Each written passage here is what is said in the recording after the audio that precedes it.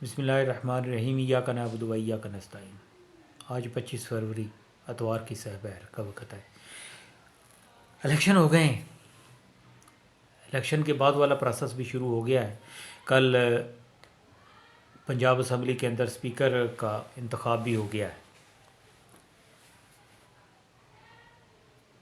اب اس پورے پروسیس کے اندر جو 8 فروری سے شروع ہوا ہے اور آج تک چل رہا ہے، ابھی آگے جائے گا 29 تاریخ تک، یا 1 مارچ کے بعد بھی اس کو ہو سکتا ہے کہ آگے چلے، کیونکہ معاملات جو ہے وہ کافی پیچیدہ دکھائی دے رہے ہیں اور کچھ آگے نہیں چل پا رہا ہے۔ کافی ساری ہرڈلز ہیں جو سسٹم کے اندر موجود ہیں۔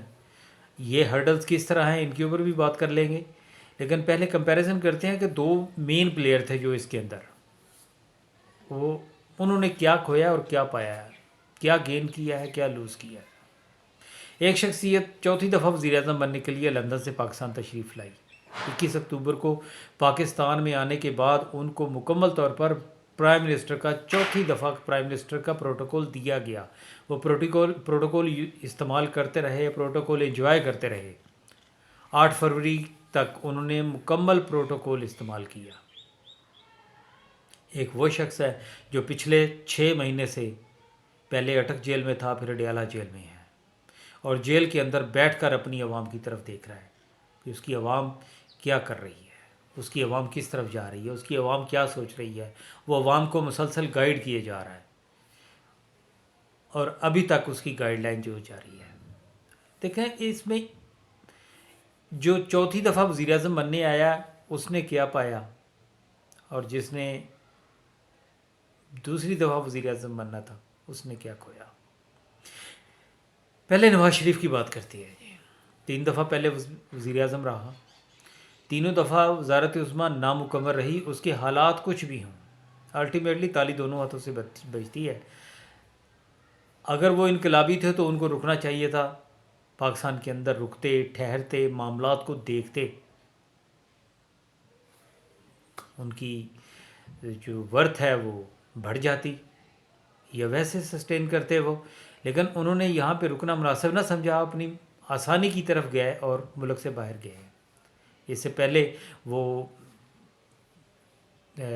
سعودی عرب گئے، جدہ میں رہے، اس کے بعد سیکنڈ ٹائم وہ بیماری کا بہانہ کرنے کے بعد لندن چلے گئے۔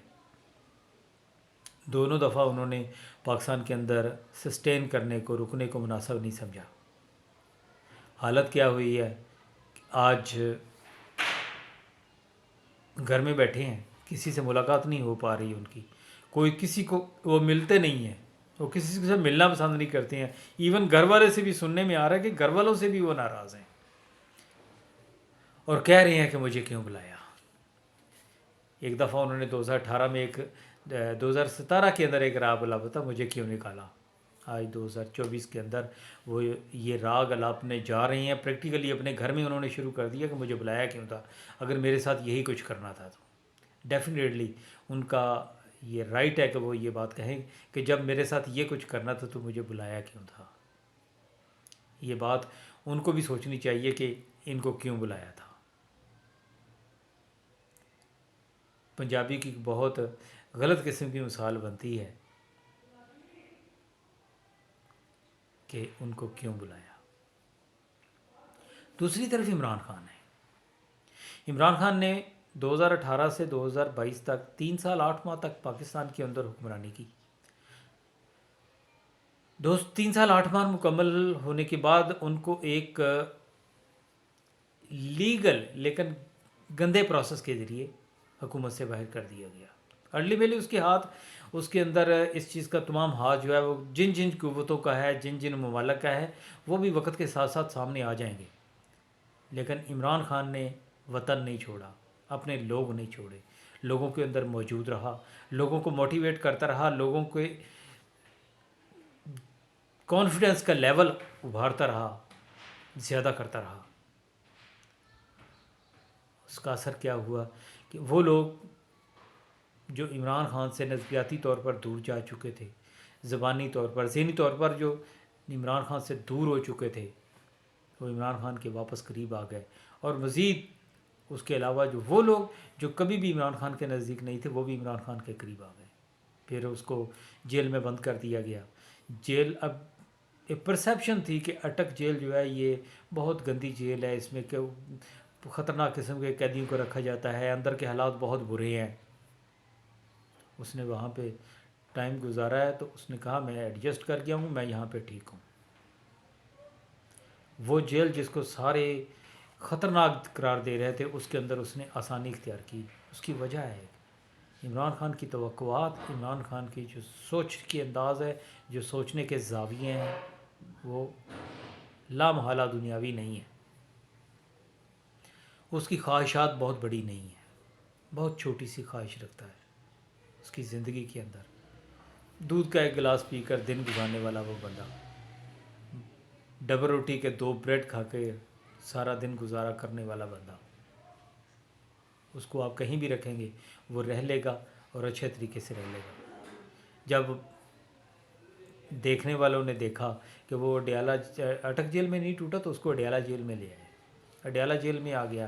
اڈیالہ جیل میں آنے کے بعد اس کے اوپر بھی اور کافی طرح سے پریشر ڈالا گیا، اس کو بلیک میل کیا گیا، لیکن وہ نہ تو بلیک میل ہوا نہ ہی اس نے پریشر قبول کیا، کیونکہ یہ دونوں چیزیں اس کی مکمل زندگی کے اندر کسی جگہ کے اوپر بھی یہ چیز نہیں نظر آتی ہے کہ وہ کبھی کسی سے بلیک میل ہوا ہے یا وہ کبھی انڈر پریشر ہوا ہے. اس کی کھیل کی زندگی کے اندر کافی سارے ایسے مواقع آئے کہ وہ انڈر پریشر بھی ہونے والے معاملات تھے. بنگلور کا ٹیسٹ جو ہے وہ مجھے یاد آتا ہے، وہ ٹیسٹ جس کے اندر کافی کھلاڑیوں نے کافی زیادہ باریاں بھی لی تھیں، لیکن اس نے پریشر قبول کیا، سسٹین کیا اور وہ ٹیسٹ جیت کے باہر آیا. وہاں پہ کیا حالات ہے جو پرانے لوگ ہیں ان کو پتہ ہے کہ اس ٹیسٹ کے اندر کیا کیا کچھ ہوا تھا، لیکن اس نے اس کو بھی سسٹین کیا تھا. یہ بھی اس نے جب وہ گورنمنٹ سے باہر نکلا ہے تو اس نے بتا دیا کہ میں ٹیسٹ میچ کھیلنے جا رہا ہوں، اور وہ ٹیسٹ میچ کھیل رہا ہے. جو دوسرے لوگ ہیں وہ جو اس کے مخالف ہیں، جو اس کی سوچ کے اپوزٹ لوگ ہیں، وہ سوچ رہے ہیں کہ کیا ہو جائے گا، یہ کیوں نہیں ٹوٹ رہا. اب 8 فروری کا الیکشن ہوا ہے، الیکشن کا رزلٹ جو کچھ بھی ہوا ہے سب کو پتہ ہے، اس کے اوپر کیا بات کریں، بہت ساری بات ہو چکی ہے. اب آگے چلتے ہیں، آگے کیا چلنا ہے. پنجاب اسمبلی کے اسپیکر کا انتخاب ہوا ہے. جس شخصیت کو ایز اسپیکر سلیکٹ کیا گیا ہے، نظر آ گیا ہے کہ ڈائریکشن کس طرف جا رہی ہے.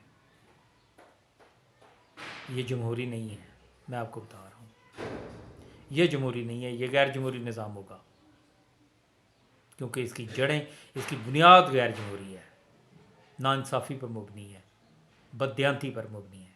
یہ آگے سسٹین نہیں کر پائے گا. سسٹین وہی کرے گا جو سکون کے ساتھ اڈیالہ جیل میں بیٹھا ہے، اور اس کے لوگ کریں گے. پھر کل ایک لاہور ہائی کورٹ کے اندر جو الیکشن ہوا ہے،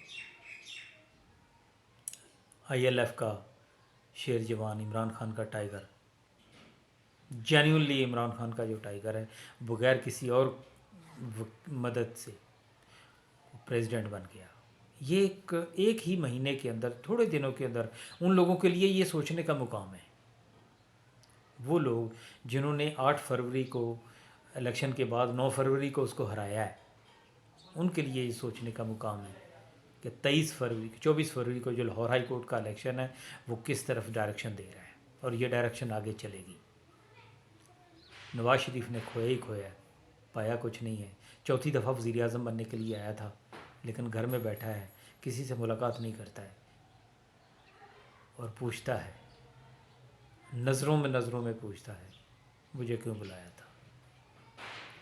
بھائی صاحب وزیر اعظم بن رہے ہیں، بیٹی وزیر اعلیٰ بن رہی ہے. باؤ جی کو کیا ملا ہے؟ کچھ بھی نہیں. باؤ جی شاید لندن کی طرف پرواز کر جائیں. یہاں پہ ٹھہرنا ان کے لیے ممکن نہیں ہوگا، میرا نہیں خیال ہے کہ وہ ممکن ہوگا، کیونکہ وہ لیڈ بھی کر رہے ہوں گے، گائیڈ لائن بھی دے رہے ہوں گے، لیکن جو چیئر ہے وہ چیئر ہوتی ہے، اس چیئر کے اپنے مزے ہیں. کوئی بھی بیٹھا ہو، جب بندہ خود نہیں بیٹھا ہوتا تو کبھی بھی نہیں فیل کرتا. میری بات کو آپ سمجھ سکتی ہیں. دوسری طرف عمران خان ہے، جیل سے باہر آئے گا. جو ہی باہر آئے گا وہ اپنے پاکستانیوں کے درمیان ہوگا، نعرہ لگائے گا، اور وہ ایک علیحدہ ہی قسم کی شخصیت لے کے میرا خیال ہے باہر آ رہا ہے۔ اس کے وہ الفاظ کہ میں نے قرآن پاک کا ترجمہ پڑھ لیا ہے، میں نے تفسیر پڑھ لی ہے، میں نوٹس تیار کر رہا ہوں اپنے نوجوانوں کے لیے، میں کتاب لکھ رہا ہوں۔ ایک مدبر ہے، مدبر شخص ہے، پڑھا لکھا ہے، وہ ایک رہنما والی شخصیت لے کے باہر نکلے گا۔ میرا خیال ہے کہ جس وقت وہ باہر نکلے گا وزیر اعظم کا عہدہ اس کے لیے بہت چھوٹا ہوگا، بہت ہی زیادہ چھوٹا ہے۔ وہ ایک رہنما کی شکل اختیار کر جائے گا اور وہ پاکستان کی رہنمائی کرے گا، اور اس کی رہنمائی پاکستان کو ترقی کی راہ پہ لے کے جائے گی۔ کافی ساری چیزیں ہیں جو ٹھیک ہونے والی ہیں، وہ عمران خان جیل سے باہر آ کر اگلے الیکشن سے پہلے ٹھیک کر جائے گا، کیونکہ اپنے لوگوں کے درمیان رہ کر، لوگوں کی نبض پڑھ کر لوگوں کو گائیڈ کرنا عمران خان کو آتا ہے۔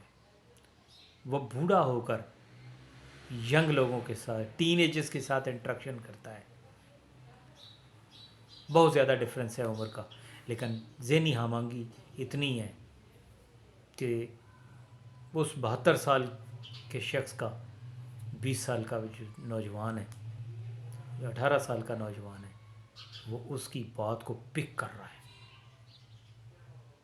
ایسا کبھی بھی نہیں ہوا تھا۔ ملکوں کی تاریخیں، تہذیبوں کی تاریخیں اٹھا کے دیکھ لیں، ایسا کبھی بھی نہیں ہوتا ہے۔